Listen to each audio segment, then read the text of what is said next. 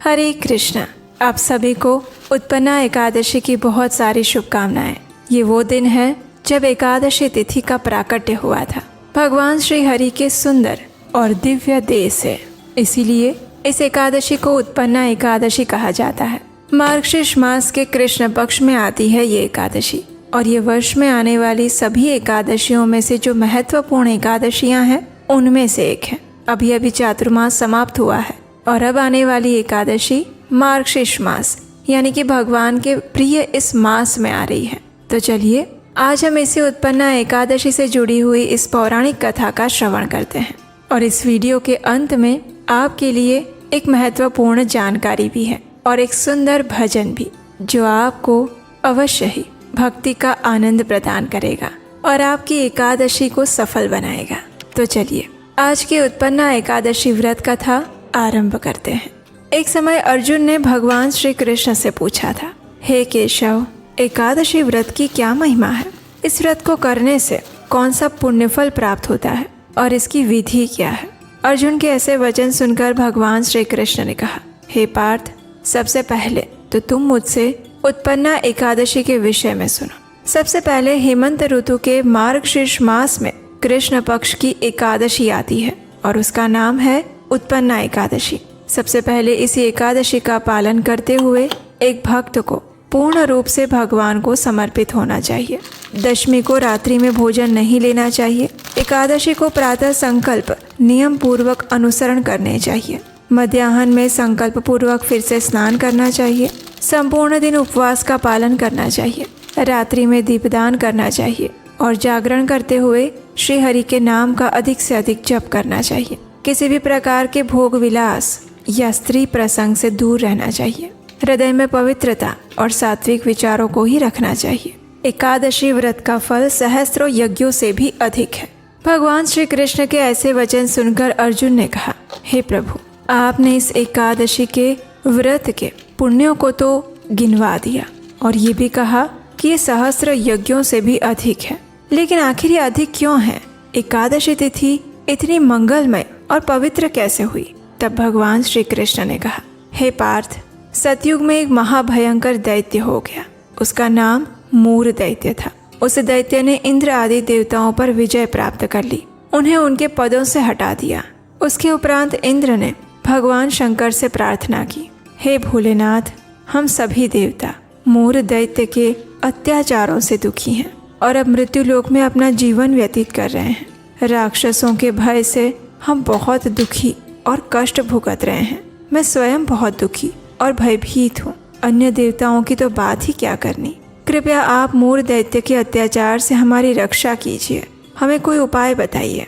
देवराज की ऐसी प्रार्थना सुनकर भगवान शिव ने कहा, हे देवेंद्र, आप भगवान श्री हरि के शरण में जाइए।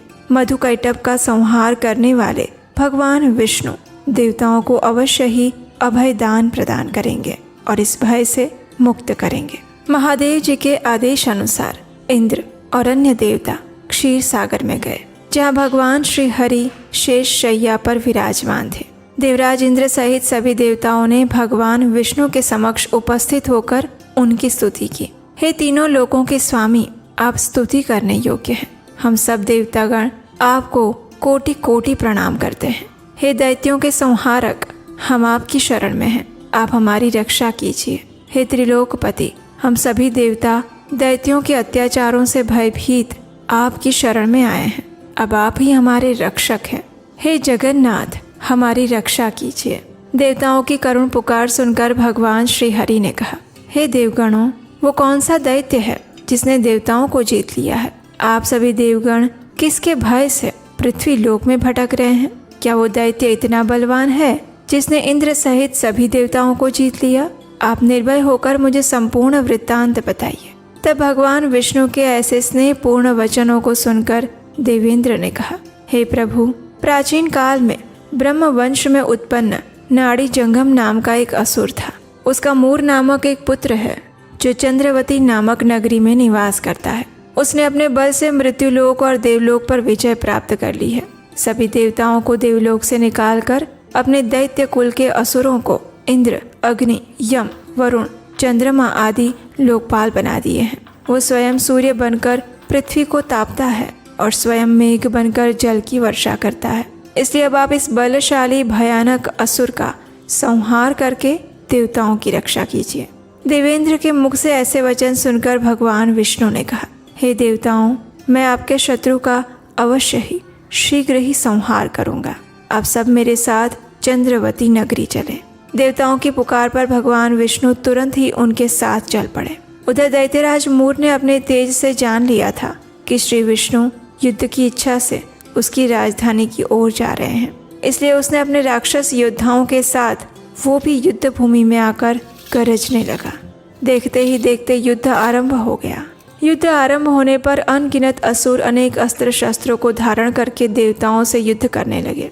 देवता तो पहले ही डरे हुए थे, वे अधिक देर तक राक्षसों का सामना नहीं कर पाए, इसलिए युद्ध भूमि छोड़कर भाग गए।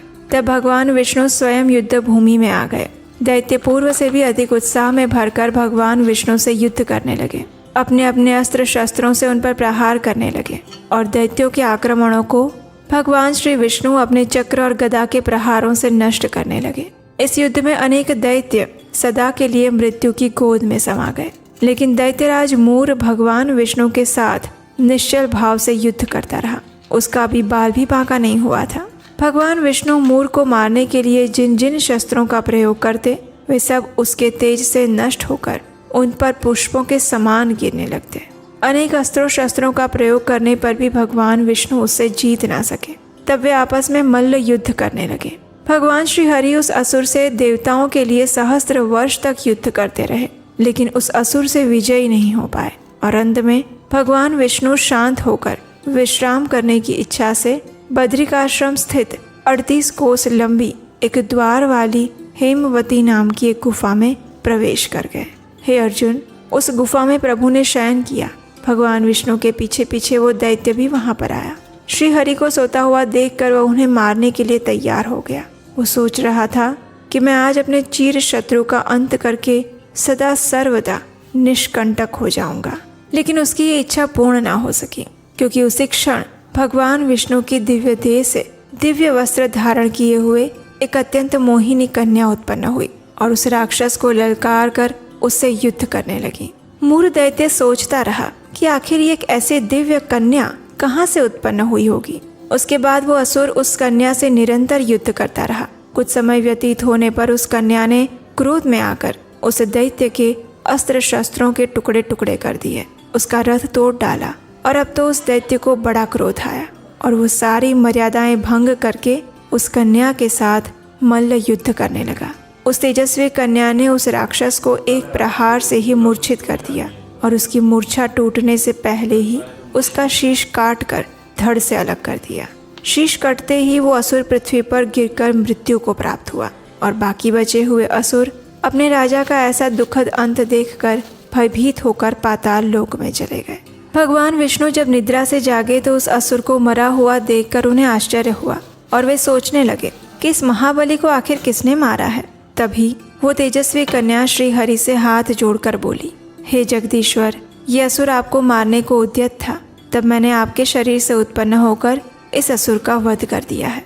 कन्या के इन वचनों को सुनकर भगवान विष्णु ने कहा, तुमने इस असुर का संहार किया है, इसलिए हे कन्या, मैं तुमसे अत्यंत प्रसन्न हूँ।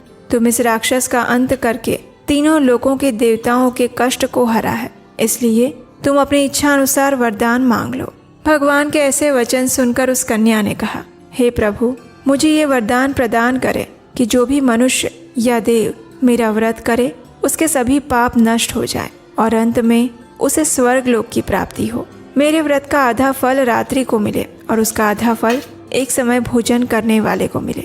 जो श्रद्धालु भक्ति पूर्वक मेरे व्रत की नीति नियम पूर्वक पालन करता है, वे निश्चय ही वैकुंठ लोक को प्राप्त करे। जो मनुष्य मेरे व्रत में दिन तथा रात्रि में एक समय भोजन करे, वह धन धान्य से भरपूर रहे, ऐसा वरदान दीजिए। तब भगवान श्री हरि ने कहा, हे कन्या, ऐसा ही होगा। मेरे और तुम्हारे भक्त एक ही होंगे और अंत में संसार में प्रसिद्धि को प्राप्त होकर मेरे लोक को प्राप्त करेंगे। हे कल्याणी, तुम एकादशी के दिन प्रकट हुई हो, इसलिए तुम्हारा नाम भी एकादशी होगा, क्योंकि तुम मेरे अंश से उत्पन्न हुई हो। इसलिए संसार में तुम उत्पन्ना एकादशी के नाम से विख्यात होगी। जो मनुष्य इस दिन व्रत करेंगे उनके समस्त पाप समूल नष्ट हो जाएंगे। तुम मेरे लिए अब तीज, अष्टमी, नवमी और 14 से भी अधिक प्रिय हो गई हो। तुम्हारे व्रत का फल सभी तीर्थों के फल से भी महान होगा और ये मेरा अकाट्य कथन हो।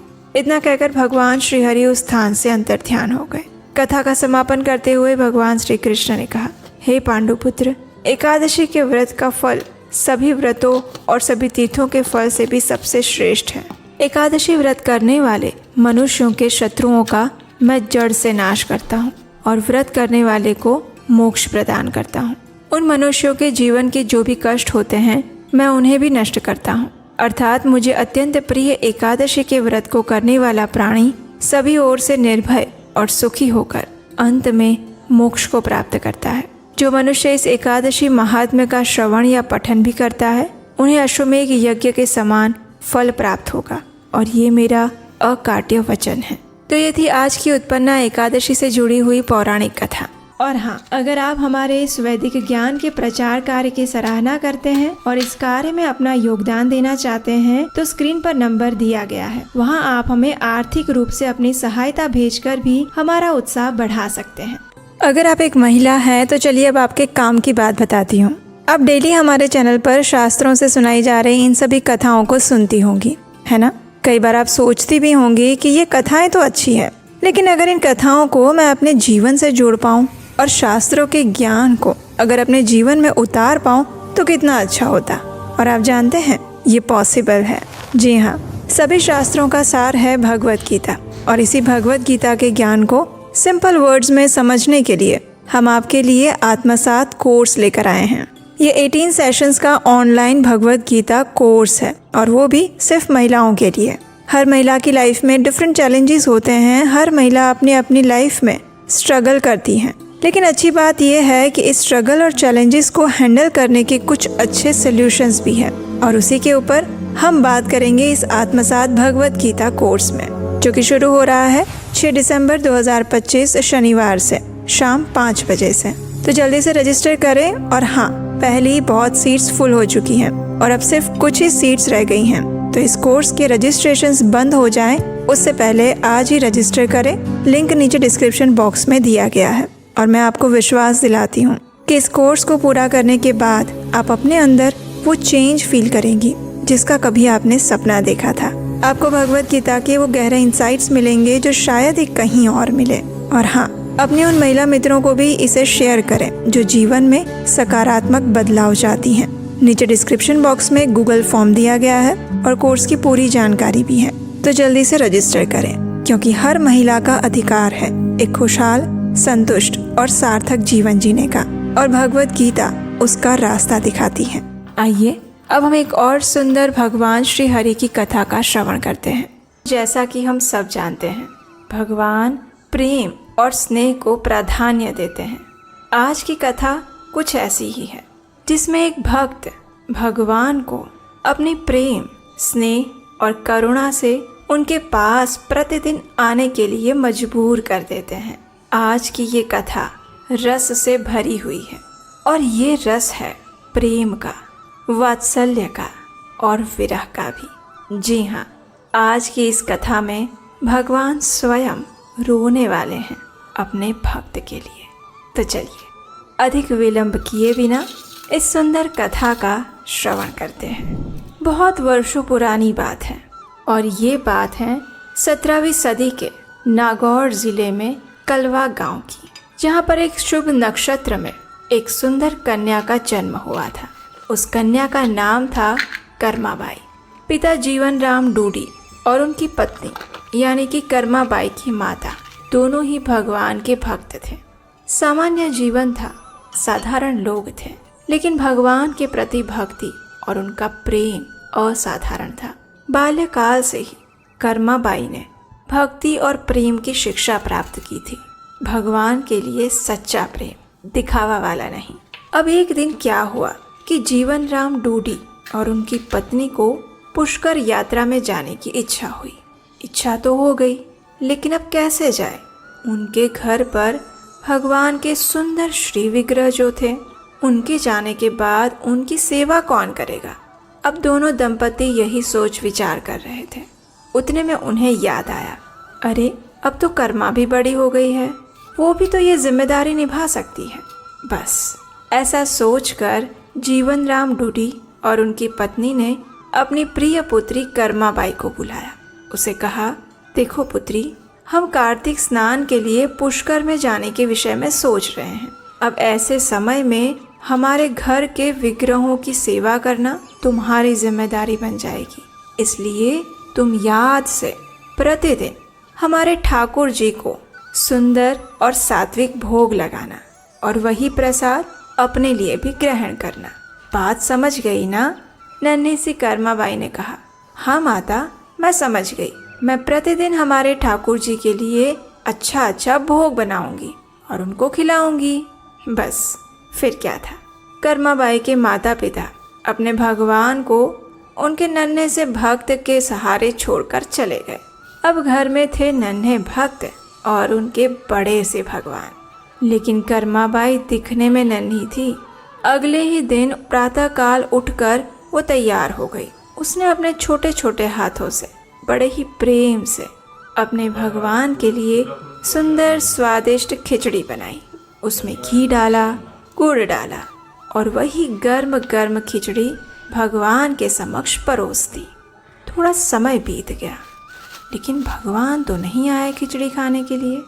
अब कर्माबाई सोच रही थी कि आज क्या हो गया। मुझे जहाँ तक याद है तो मैया प्रतिदिन भगवान को भोग लगाती हैं और भगवान वो सारा भोग पा ही लेते होंगे। तो फिर आज ऐसा क्या हो गया जो भगवान मेरे हाथों से बनी हुई खिचड़ी नहीं खा रहे हैं। थाली अभी भी वैसी की वैसी ही पड़ी हुई है। कुछ सोच विचार करके कर्माबाई बाहर चली गई। कुछ समय प्रतीक्षा की, उसके बाद फिर से अंदर आई। फिर से देखा, थाली की वैसी ही पड़ी हुई है।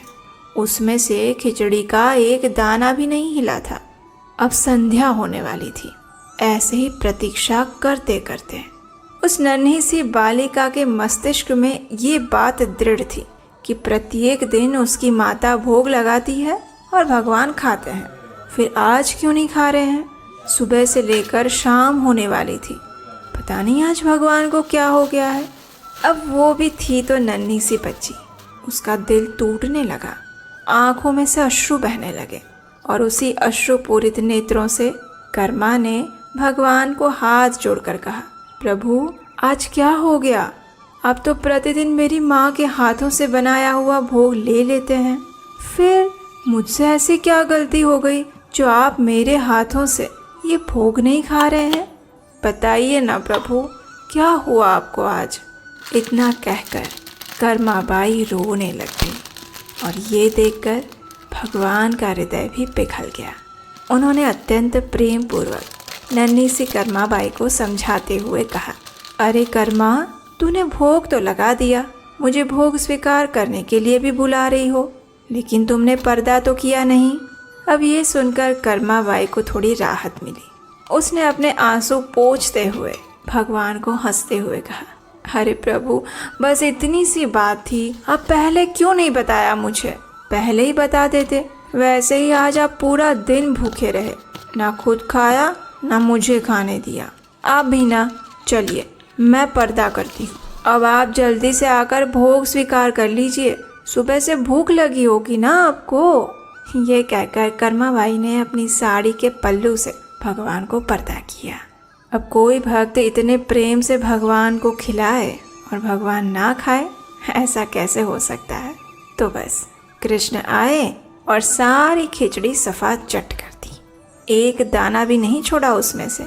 और अब ये नित्य क्रम बन चुका था।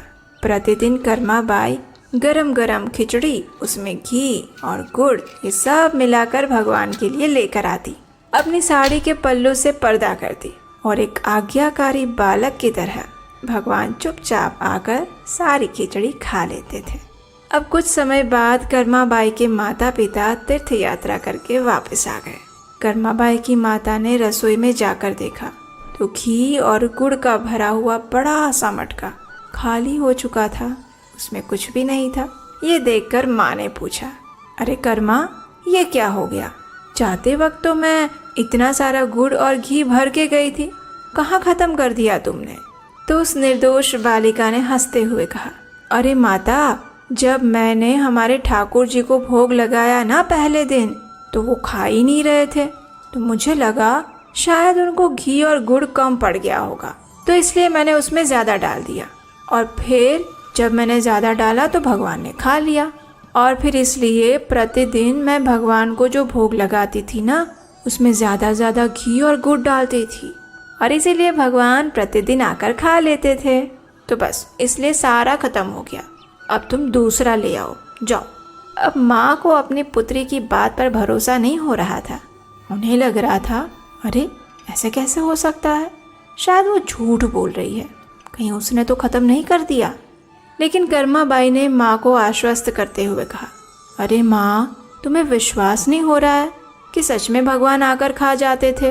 कोई बात नहीं, कल फिर से मैं भगवान को भोग लगाऊंगी, उन्हें खिलाऊंगी, फिर तुम देखना। कर्मा बाई की बात सुनकर उनके माता पिता आश्चर्यचकित रह गए थे। उन्हें समझ नहीं आ रहा था कि आखिर उनके जाने के बाद उनके घर में क्या हुआ था। दूसरे दिन फिर से कर्मा बाई ने खिचड़ी बनाई, उसमें घी डाला, गुड़ डाला, और फिर से गर्मा गर्म खिचड़ी भगवान को भोग लगाई। कुछ समय बाद देखा तो थाली बिल्कुल साफ हो चुकी थी, और ये देखकर कर्मा बाई के माता पिता की आंखों में अश्रु बहने लगे। वो दुख के नहीं, हर्ष के अश्रु थे, अहोभाव के अश्रु थे। ऐसा अहोभाव और धन्यता कि उनके घर में भगवान की ऐसी शुद्ध भक्त ने जन्म लिया है, जिसके हाथों से खाने के लिए स्वयं त्रिभुवन पति आते हैं। और ये सोचकर वे अपने आप को धन्य समझने लगे। और इस प्रकार समय का चक्र घूमता गया। कर्मा बाई का विवाह तो वैसे बचपन में ही हो गया था, लेकिन बाल्यावस्था में ही उनके पति का देहांत हो गया। उसके बाद कर्मा बाई ने अपना संपूर्ण जीवन भगवान की भक्ति में ही समर्पित कर दिया था। उनके जीवन का एक एक क्षण उनके भगवान के लिए था। इस प्रकार जीवन के अंत में वे जगन्नाथ पुरी चले गए, और वहाँ भी उनका ये खिचड़ी खिलाने का नियम नहीं टूटा। प्रतिदिन प्रातः काल में वे भगवान को खिचड़ी बनाकर खिलाते, और उनकी खिचड़ी खाने के लिए स्वयं जगन्नाथ जी सुबह सुबह आ जाते थे। अब कर्मा बाई धीरे धीरे वृद्ध हो रही थी। प्रतिदिन प्रातः काल में भगवान को खिचड़ी का भोग लगाना, ये कार्य उनके लिए आज भी उतना ही महत्वपूर्ण था। वृद्धावस्था ने उन्हें चारों ओर से जर्जरित कर दिया था। अब उनके शरीर के अंग धीरे धीरे कार्य करते थे, लेकिन फिर भी उन्होंने अपना नियम नहीं तोड़ा, और जगन्नाथ जी भी उन्हें अपनी माता समझते थे। कभी कभी खिचड़ी का भोग लगाने में विलम्ब हो जाए तो जगन्नाथ जी कर्मा बाई से कहते भी थे, मैया जल्दी करो ना, मुझे भूख लगी है, इतनी प्रतीक्षा करवाती हो तुम, जल्दी से खिचड़ी बना दो। और इस प्रकार फिर कर्मा बाई जल्दी जल्दी से खिचड़ी बनाते हुए जगन्नाथ जी से कहती, अरे हाँ बना रही हूँ, अब तेरी मैया बूढ़ी हो गई है, इतना जल्दी नहीं कर सकती, थोड़ी प्रतीक्षा कर बैठकर। और भगवान भी आज्ञाकारी बालक बनकर राह देखते रहते कर्मा बाई की खिचड़ी की। अब एक दिन क्या हुआ कि कर्मा बाई के घर पर कोई साधु आ गए, और उस साधु ने देखा कि ये वृद्ध कर्मा बाई भगवान को खिचड़ी का भोग लगाती है, लेकिन प्रातः काल में स्नान तो करती नहीं है, बिना स्नान किए ही वो भगवान को भोग लगा देती है। अब ये देखकर वो साधु से रहा नहीं गया। उन्होंने कहा, बेटी प्रातः काल में स्नान करने के बाद ही भगवान के लिए भोग बनाना चाहिए, स्वच्छ होकर ही रसोई में जाओ, और इस प्रकार इन इन नियमों का पालन करना। अब कर्मा बाई तो भोली भाली थी, उन्हें लगा साधु ने बोल दिया तो बस ऐसा ही करना है। दूसरे दिन से वो सारे नियमों का पालन करना आरंभ कर देती हैं। लेकिन जगन्नाथ जी को थोड़ी ना पता था कि आज उनकी मैया नहाने धोने में ज़्यादा समय लगाएगी, और जगन्नाथ जी तो अपने समय पर सुबह सुबह पहुंच गए खिचड़ी खाने के लिए। वहां जाकर देखा तो अभी तक खिचड़ी बनी नहीं थी, और अभी मैया स्नान कर रही थी। और ये देखकर जगन्नाथ जी को बड़ा आश्चर्य हुआ, अरे आज इनको क्या हो गया, वो स्नान करने चली गई। तो इसलिए जगन्नाथ जी उदास होकर वापस चले गए। थोड़ी देर बाद फिर से आए, फिर से आकर देखा तो अभी मैया रसोई साफ कर रही है, अभी तक खिचड़ी चढ़ाई ही नहीं है। इस प्रकार 2-3 बार आकर जगन्नाथ जी वापस गए, और फिर तीसरी बार आए, और तब तक खिचड़ी बन चुकी थी। जल्दी जल्दी जगन्नाथ जी को खिचड़ी परोसी गई और जगन्नाथ जी भी जल्दी जल्दी खिचड़ी खाने लगे। और तब तक मंदिर में यानी कि जगन्नाथपुरी के मुख्य श्री मंदिर में भी भगवान को भोग लगाया गया और वहाँ पर भी पुजारी ने घंटी बजा दी। वहाँ भी जाना पड़ेगा। तो जगन्नाथ जी ने जल्दी जल्दी से खिचड़ी खाई और बिना अपना हाथ और मुंह धोए पहुँच गए मंदिर में। अब जैसे ही वो मंदिर में पहुँचे तो पुजारी ने देखा, अरे भगवान, ये आपके मुंह पर आज खिचड़ी कहाँ से आ गई? और ये सुनकर जगन्नाथ जी कहते हैं, पुजारी, एक रहस्य बताता हूँ, तुम नहीं जानते, मेरी ना यहाँ पर एक माँ रहती है। वो प्रतिदिन सुबह सुबह मुझे खिचड़ी खिलाती है। वो खिचड़ी इतनी स्वादिष्ट होती है कि मैं क्या बताऊँ। उसे प्रतिदिन खाए बिना मैं रह ही नहीं सकता और इसलिए मैं प्रतिदिन सुबह सुबह चुपके से, किसी को ना पता लगे वैसे, उसके घर जाता हूँ और वहाँ पर गर्म गर्म खिचड़ी और उसमें घी डालकर अच्छे से खा के आता हूँ। लेकिन पुजारी, तुम जानते हो, कल एक बात हो गई। पता नहीं कौन एक साधु कल मेरी मैया के पास आ गया और ना जाने कैसे कैसे नियम बता दिए उसको, उल्टे पुल्टे पता नहीं कहाँ से लेकर आया। और मेरी बेचारी भोली माँ, बातें उसने सारी मान ली उसकी और इसलिए आज सुबह खिचड़ी बनाने में विलम्ब हो गया और इसलिए मुझे भी जल्दी जल्दी वापस आना पड़ा। तो बस ये खिचड़ी देखो ना, मेरे हाथों पे मुंह पे लगी ही रह गई। अच्छा, तुम मेरा एक काम कर सकते हो, तुम इसी क्षण जाओ और उस साधु को कहीं ढूंढ के लाओ। उसको जाके बताओ कि मेरी माँ को ऐसे उल्टे पुल्टे नियम ना सिखाए। जगन्नाथ जी की ऐसी बात सुनकर पुजारी तो आश्चर्यचकित रह गए। उनको समझ ही नहीं आ रहा था कि अरे ये भगवान की कैसी लीला है। लेकिन फिर भी भगवान की आज्ञा तो माननी पड़ेगी। तो वे उसी समय उस साधु के पास पहुँचे, जाकर सारा वृत्तांत कह सुनाया और ये भी कहा कि कर्माबाई की शुद्ध भक्ति और प्रेम को देखकर भगवान ने ये आदेश दिया है। जब उस साधु ने ये सारी बातें सुनी तो वे उसी क्षण कर्माबाई के पास गए और उनसे जाकर माफ़ी मांगते हुए कहने लगे, हे माता, आप तो स्वयं भगवान को प्रिय हैं, इसलिए आप जैसे पहले भगवान के लिए भोग बनाती थी वैसे ही बनाइए और मुझे क्षमा कर दीजिए। मेरे जैसे मूर्ख ने पता नहीं आपको कैसे कैसे नियम बता दिए। ये सुनकर कर्माबाई अब खुश हो गई। अब फिर से वो अपने जगन्नाथ जी के लिए सुबह सुबह खिचड़ी जल्दी से तैयार कर सकती हैं। और इस प्रकार जगन्नाथ जी प्रत्येक दिन सुबह सुबह उठकर कर्माबाई के पास खिचड़ी खाने के लिए जाते रहे। अब मनुष्यों के ऊपर तो समय का चक्र कैसे घूमता है, आप जानते ही हैं। कर्माबाई भी वृद्ध हो चुकी थी और एक दिन उसने अपना भौतिक शरीर भी छोड़ दिया। उनके विरह में जगन्नाथ जी उस दिन बहुत रोए। अश्रु की धारा उनकी आंखों से रुकने का नाम नहीं ले रही थी। उनकी माता कर्माबाई के लिए जो उनका प्रेम और वात्सल्य था, उसकी वर्षा में संपूर्ण ब्रह्मांड भीग रहा था और ऐसा लग रहा था मानो उनके स्नेह में वो संपूर्ण चराचर जगत आज डूब जाएगा। उस दिन उन्होंने कोई भोग स्वीकार नहीं किया। उस दिन 56 भोग स्वीकार करने वाले हमारे जगन्नाथ जी भूखे रहे, बिना एक दाना लिए। ये बात जब राजा तक पहुंची तो राजा और ज़्यादा आश्चर्यचकित रह गए। वे स्वयं भगवान को प्रार्थना करने के लिए आए और उनसे कहने लगे, हे प्रभु, इतना कष्ट किस लिए, आखिर क्यों? तो जगन्नाथ जी ने रोते हुए कहा, राजन, मेरी माँ मुझे छोड़कर चली गई है। वे प्रतिदिन मेरे लिए खिचड़ी बनाती थी। अब उसके बिना मैं क्या करूँगा? मैं बहुत उदास हो चुका हूँ। उनकी खिचड़ी के बिना एक निवाला भी मेरे गले से नहीं उतरेगा।